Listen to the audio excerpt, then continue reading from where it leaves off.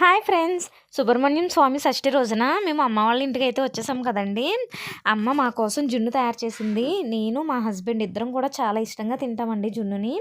Recently అమ్మ వాళ్ళ ఆవుకి చిన్న దూడ పుట్టిందని చెప్పాను కదా, సో ఆ పాలతో చేసిందనమాట.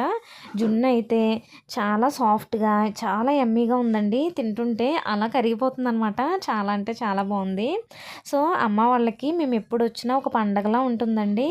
రెగ్యులర్గా రమ్మంటూ ఉంటారు, కానీ మాకు రెగ్యులర్గా రావడానికి కుదరక ఎప్పుడైనా ఫెస్టివల్స్కి మాత్రమే వస్తాము. మేము వచ్చిన రోజు మాత్రం వాళ్ళకి ఒక పెద్ద ఫెస్టివల్ అనే చెప్పాలి. అంత సంతోషిస్తారండి.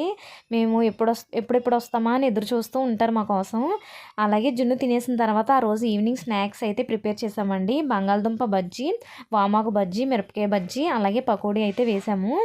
మిరపకాయ బజ్జీ ఇవన్నీ కామనే, కానీ మీరు వామాకు బజ్జీ ఎప్పుడైనా తిన్నారా? హెల్దీ కూడా అండి వామాకు. మీరు ఎప్పుడైనా టేస్ట్ చేస్తే కనుక నాకు కామెంట్ సెక్షన్లో కామెంట్ చేసేయండి. నెక్స్ట్ ఆ రోజు ఈవినింగ్ అయిపోయిన తర్వాత నైట్ టిఫిన్ చేసామండి. టిఫిన్లోకి దెబ్బరొట్టు అలాగే బెల్లం పానకం కాంబినేషన్లో చేసామన్నమాట. ఇది అయిపోయిన తర్వాత వెంటనే అమ్మ గారెలు అయితే ప్రిపేర్ చేసింది. ఈ గారెలు మా హస్బెండ్కి చాలా ఇష్టం అండి.